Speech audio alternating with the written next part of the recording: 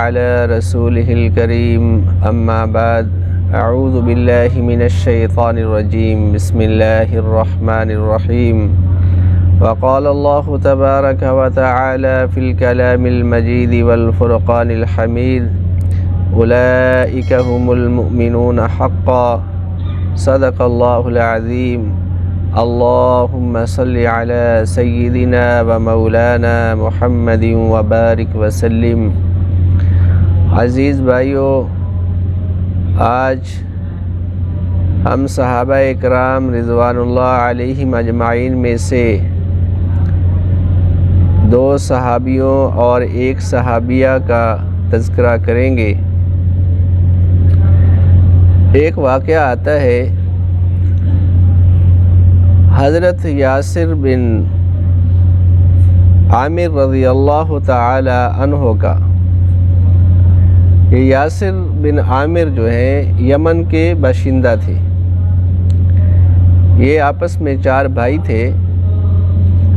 ایک کا نام یاسر، ایک کا نام حارث اور ایک کا نام مالک تھا۔ چوتھے نمبر پہ ان کا ایک چھوٹا بھائی تھا جس کا نام ذکر نہیں کیا۔ تو یہ اپنے چھوٹے بھائی سے بہت زیادہ محبت کرتے تھے۔ ظاہری بات ہے جو سب سے چھوٹا ہوتا ہے گھر میں اس سے محبت کی جاتی ہے۔ اب ان کا یہ جو بھائی تھا یہ اپنے گھر سے نکلا اور پھر واپس نہیں لوٹا۔ یہ ان کی نظروں سے اوجھل ہو گیا، کھو گیا، گم ہو گیا۔ تو یہ اپنے بھائی کی محبت میں اپنے گھر سے نکلتے ہیں ان کو تلاش کرنے کے لیے۔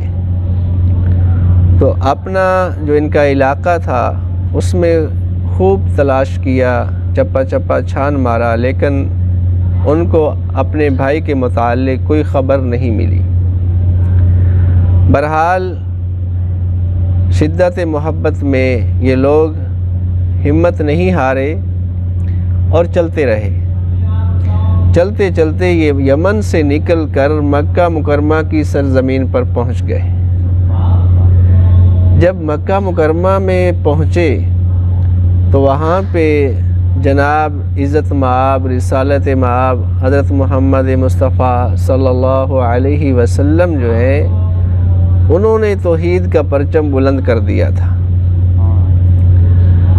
اب حضرت یاسر بن عامر رضی اللہ تعالی عنہ جو ہیں وہ اسلام کی طرف راغب ہوتے ہیں، اللہ کے نبی علیہ السلام کی محبت میں گرفتار ہوتے ہیں۔ انہوں نے اپنے بھائیوں سے کہا کہ اب میرا مرنا جینا، اٹھنا بیٹھنا، رہنا سہنا یہی مکہ مکرمہ میں ہے۔ اگر آپ لوگ بھی رہنا چاہتے ہیں تو ٹھیک ہے، وگرنہ آپ جا سکتے ہیں، مجھے آپ سے کوئی شکایت نہیں ہے۔ اب وہ دونوں ان کے جو بھائی تھے یعنی مالک اور حارث یہ مایوس ہو کر وہاں سے چل پڑے، مکہ مکرمہ کی زمین سے نکل کر یمن میں چلے گئے، یعنی اپنے آبائی علاقہ میں چلے گئے۔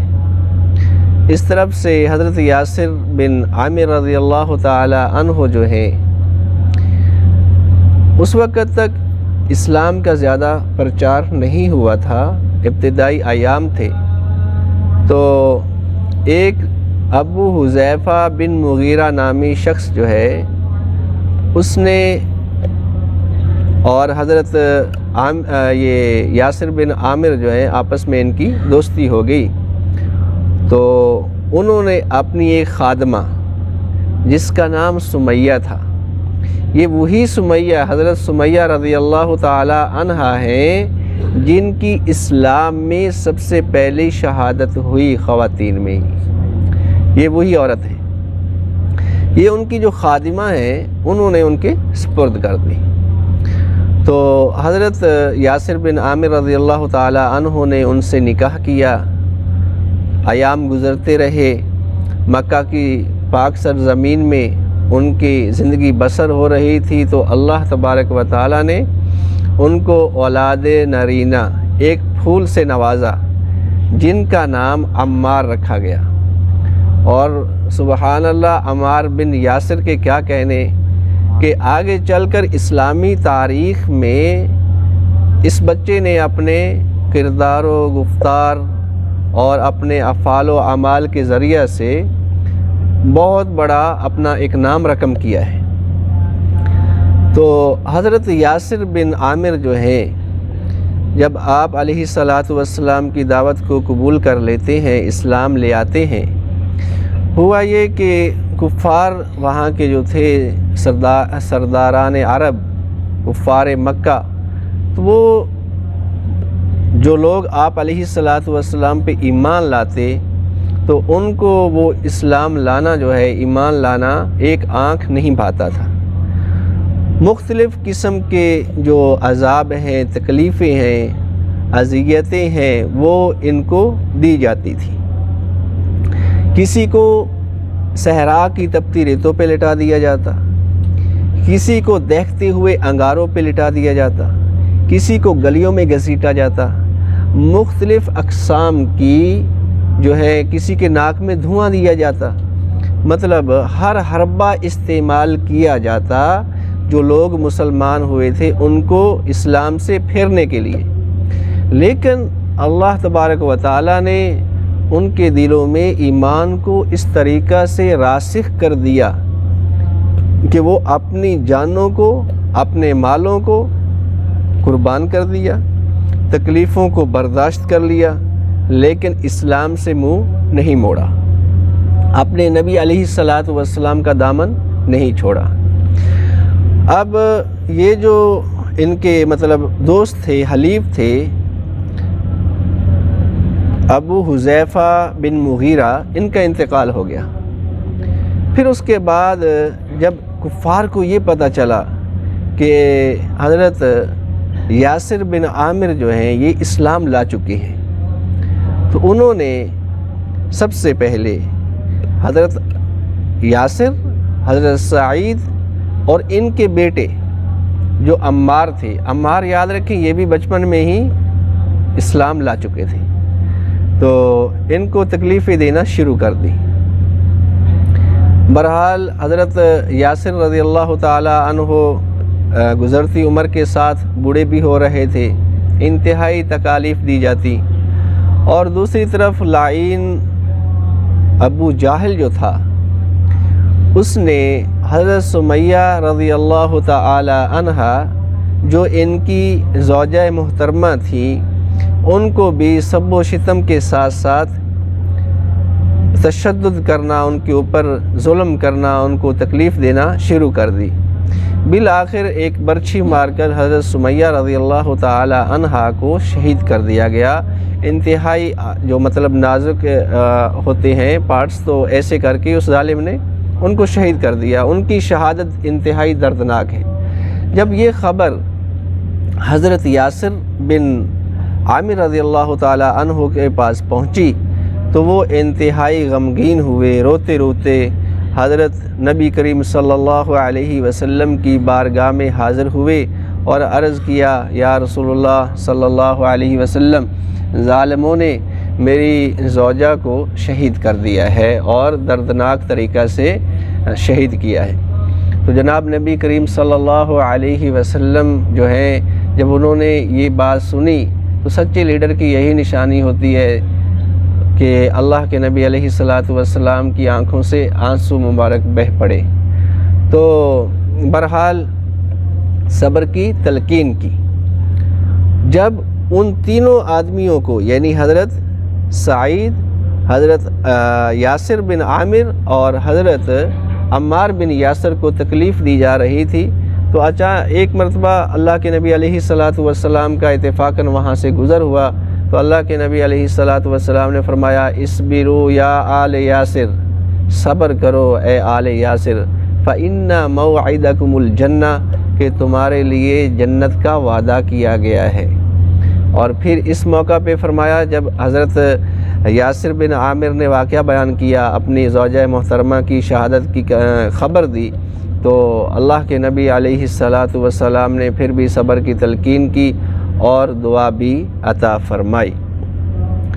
کیا دعا کی؟ اللہم لا تعذب احدا من آل یاسر بالنار، اے اللہ تو آل یاسر میں سے کسی کو بھی جہنم کی آگ کی سزا نہ دینا، جہنم کے عذاب کی سزا نہ دینا۔ یہ ایک اللہ تعالیٰ سے دعا تھی۔